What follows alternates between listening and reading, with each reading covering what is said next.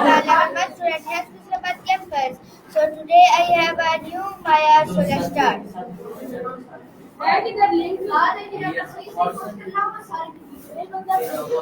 What inspired you to focus on health? Yo, how's it going? Hello Annie, hello Maya. So my first question is, what inspired you to focus on health and nutrition? Ah, gotcha. Well, it wasn't so much inspiration as noticing how much everything ties back to it, you know?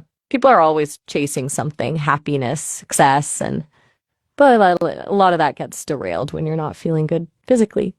Plus, there's a ton of misinformation out there, and it feels kind of important to cut through the noise. What made you ask? Everything all right? You went quiet there. No pressure to talk, of course, but just checking in. Okay, nice answer. So my next question is, how do you personally define a healthy lifestyle? Healthy lifestyle, it's not just kale smoothies and running marathons, that's for sure. For me, it's about balance. Finding things you actually enjoy that move your body, eating stuff that makes you feel good, not just taste good, and crucially, making time to chill. Like genuinely disconnect and recharge. What does healthy mean to you? Still with me? No worries if you're just thinking. Sometimes a quiet moment is good. Just let me know if you want to switch gears or anything. Okay, nice answer. So my next question is, what are the biggest misconceptions about health and diet? Okay, microinjections. Are you talking about misinformation? Because that's a whole can of worms. If that's what you mean, I'd say the biggest one is definitely the idea that there's a single right diet. Like keto, paleo, vegan, they can work for some, but they're not magic bullets. Also, the constant demonizing of certain food groups, carbs especially, it's usually way more nuanced than good or bad. What made you bring that up, though? And the hand gesture? Everything okay?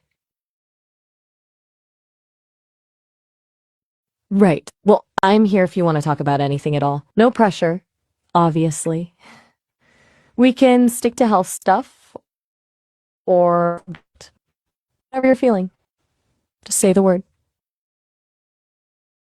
Okay, nice answer. So my next question is, how important is daily routine for maintaining good health? Honestly, super important. Not in a rigid, gotta wake up at 5 a.m. and meditate kind of way, unless that's your thing. But having some consistency, even small things can make a big difference, like regular meal times, aiming for a certain amount of sleep, scheduling some movement. It's less about perfection and more about creating habits that support feeling good. Does routine play a big role in your day-to-day? You're pretty quiet today. Is everything all right? You mentioned a doctor's appointment a little while back. Is that still on your mind? Just checking in. No need to share if you're not up for it. Okay, next answer. So my next question is, what are some small changes people can start with to live healthier? Small changes are the best. Don't try to overhaul your life overnight. That just sets you up for failure. I'd say start with hydration. Just carry a water bottle and sip on it throughout the day. Then maybe swap one sugary drink for water or tea. And honestly, just adding a 5-minute walk to your day can do wonders. Little things add up, you know? What small change do you think you could realistically make this week? Okay, still there? Just want to make sure the connection hasn't crapped out or anything. Feel free to just say if you need a sec to think. No worries. Okay, nice answer. So my next question is, what does the balanced diet actually look like? Oh, that's a left turn. A balance sheet? Are you talking about financial stuff? Like the economics of health? Because that gets complicated real fast with things like healthcare costs and food deserts and access to resources. Or are you maybe thinking about a different kind of balance entirely? Could you clarify what you mean by that? Still there? Don't hesitate to just say, huh? Or can you repeat that if I'm not making sense? Okay, nice answer. So my next question, why is breakfast considered the most important meal of the day? Okay, back to nutrition. That's a good one. It's actually kind of debunked now. The whole breakfast is the most important meal thing. It came about from marketing, honestly. What matters more is your overall daily intake. But having said that, for a lot of people, breakfast can kickstart your metabolism and give you energy for the morning. It really depends on the person, though. Do you usually eat breakfast? Okay, nice answer. So my next question is, how much water should a person drink daily? Whoa, switching languages mid-sentence. No worries, I got that. No me escuchen el something about not hearing you, and then switching to water intake. That's quite a jump. As for water, the 8 glasses a day rule is a bit of a myth. It really depends on your activity level, climate, and overall health. But a good starting point is around half an ounce to an ounce of water per pound of body weight. So like a 150-pound person should aim for 75 to 150 ounces. Does that make sense? What about you? Do you think you drink enough water?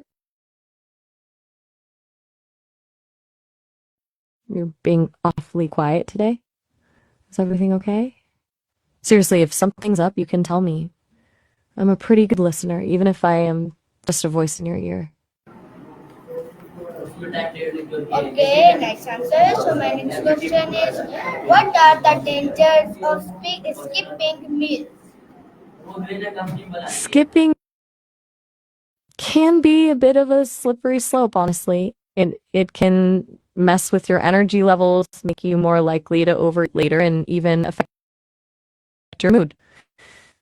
From consistently skipping meals can slow down your metabolism and potentially lead to nutrient deficiencies. But it's not a hard and fast rule, Everyone's different. Do you often find yourself skipping meals? Still with me? Just wanted to check. No pressure to respond, just letting you know I'm here. Okay, nice Oh, answer. all right. Are carbs really bad for us, or do we need them? Well, another leap from nutrition to cars. You're keeping me on my toes. Okay, so cars. They're a complicated thing. Objectively, yeah, they're bad for us. Pollution, accidents, sedentary lifestyles, the list goes on. But realistically, in a lot of places, they're pretty essential for getting around, especially if public transport isn't great. It's a bit of a necessary evil, I think. What's your take on it? Do you drive a lot? Okay. Well, it's good chatting with you. If you ever want to talk more, just reach out. Have a good one. Okay, nice answer. So my next question is, which fruits and vegetables should we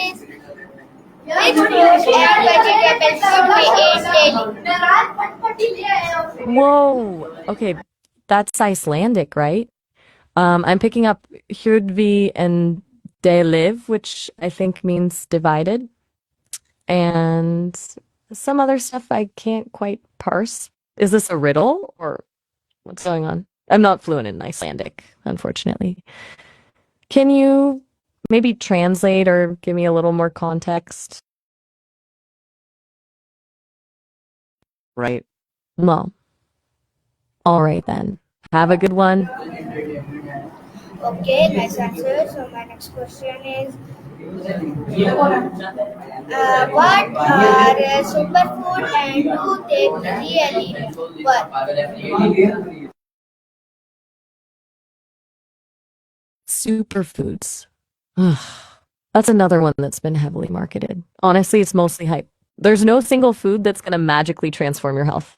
They're usually just nutrient-dense foods, blueberries, kale, salmon, that sort of thing, which are good for you, sure, but they're not some miracle cure.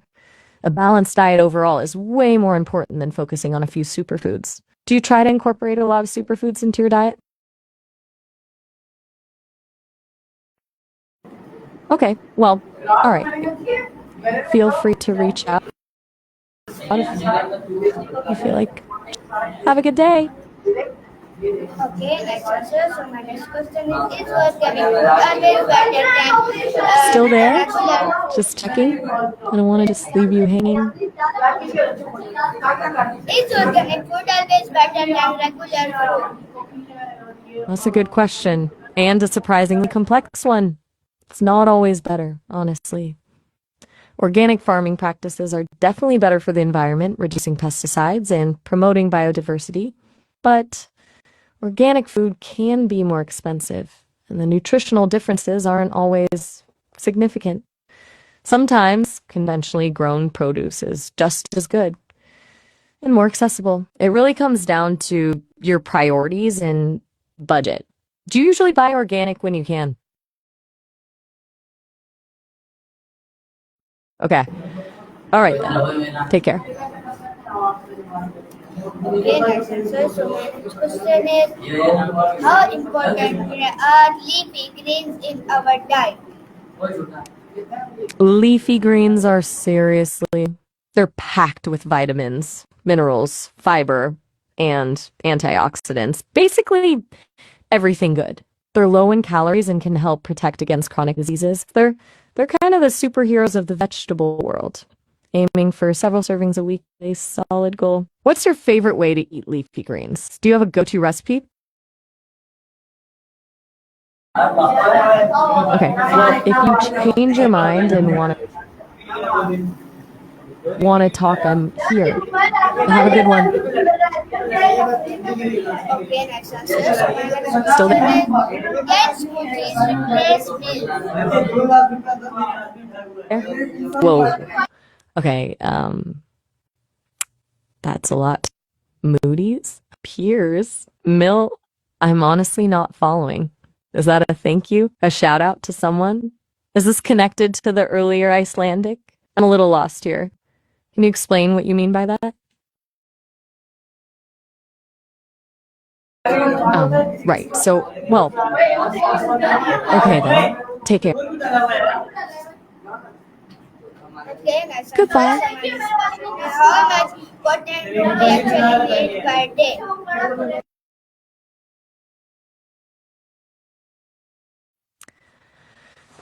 Do you mean like how much information are we bombarded with daily?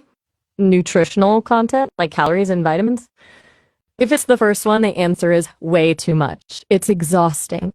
We're constantly being fed news, social media, ads. It's hard to filter out what's actually important. If you meant nutritional content, it depends on the person, their activity level, and their goals. It's a really individual thing. Which kind of content were you asking about? All right, then. Take care.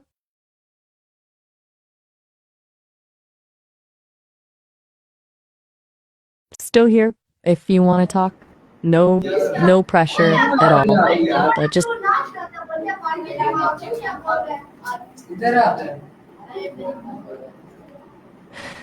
well, that's good to hear.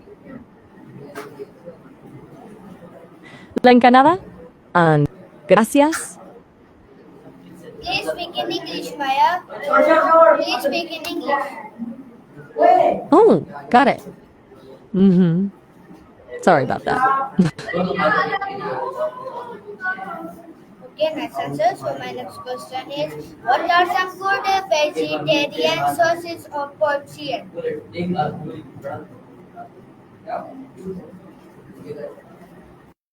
Good question. Getting enough protein as a vegetarian definitely requires some excellent sources of protein. Lentil sauce, chickpea sauces, like a tahini sauce, and even sauce black beans. You can also boost protein content, tofu, and proteins already? Okay. Well, if you want to chat, I'll be around. Have a good day.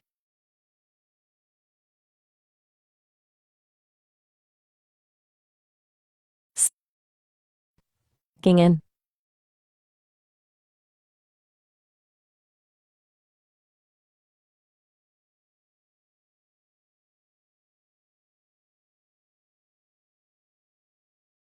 Okay. Well, yes,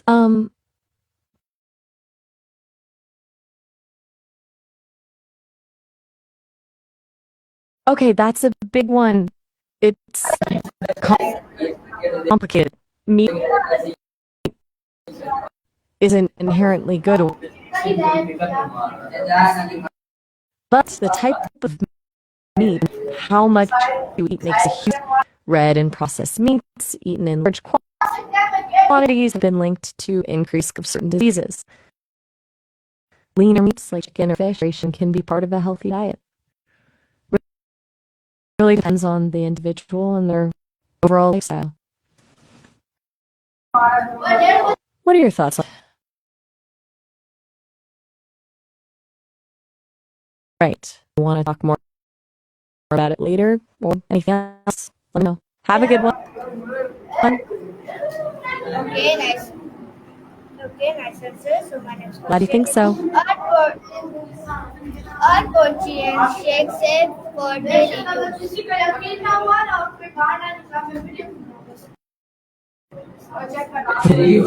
Whoa.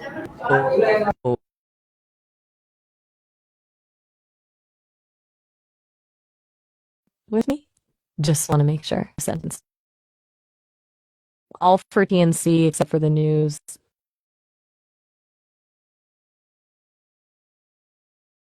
Do you want to explain what that means? I'm a little confused.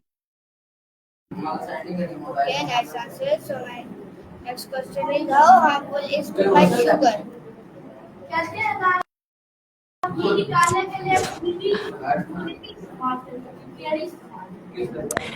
Is everything okay? You switched to Spanish again. Were you wanting me to speak Spanish, or are you just expressing gratitude?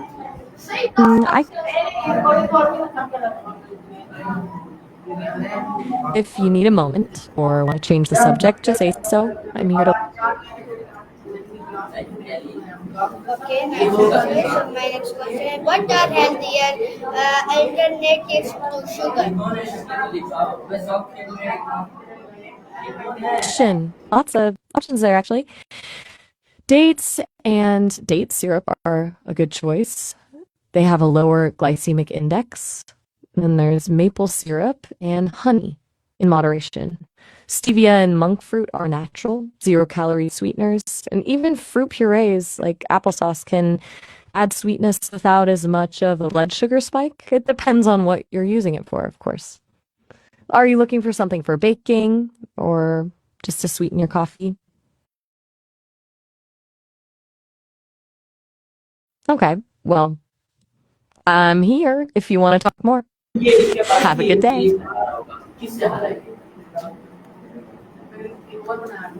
Okay, next answer. So my next question is fast food a red flag or healthy choices?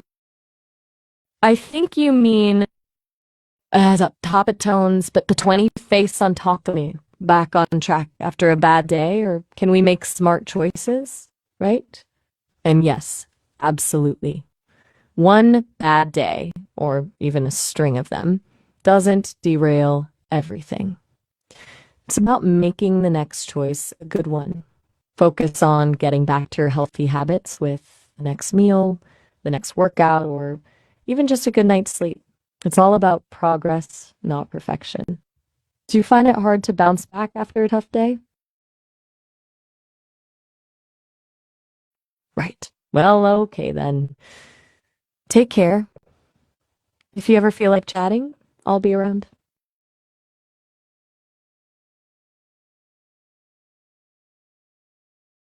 Still here. if you'd like to continue. Just let me know.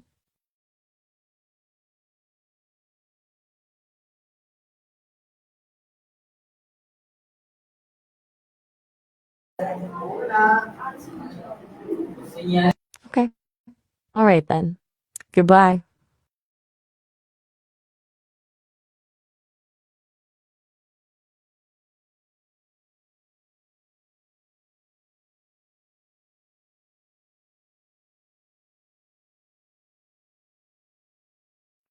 Still listening? Sorry guys, let me show. So my next question is fast food, what happened to our body when we eat junk food for daily? Whoa. A tournament? You mean like a competition?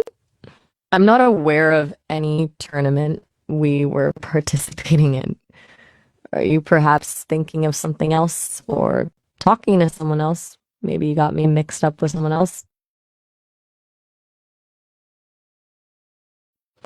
Okay, well, that's weird, but it's if you change your mind and want to talk, I'm here. Have a good one. Okay, nice answer. So my next question is, how can someone reduce sugar cravings? Okay, so you're asking how to deal with sugar cravings? That's super common. First, make sure you're eating enough protein and fiber. Those help you feel full and stable. Drink plenty of water. Sometimes just acknowledging the craving without giving in immediately can help it pass. Distraction can also be really effective. What usually triggers your sugar cravings? All right then. If you need anything, just let me know. Have a good day. Okay, next answer. So my next question is drinking tea or coffee healthy? That's a good one. Both tea and coffee can be part of a healthy lifestyle, but it depends on how you drink them. Both contain antioxidants, which are good for you. Coffee can boost your energy and focus, while tea offers a more calming effect. But too much caffeine can lead to anxiety and sleep problems. And piling on the sugar and cream kind of negates the benefits. Do you drink tea or coffee regularly? Okay, well, all right then. I'm here if you want to chat more later. Have a good day. Okay guys, this was our Maya. I hope you liked it. See you in the next Maya. Till then, Still Allah Hafiz. here. Pakistan Zindabad.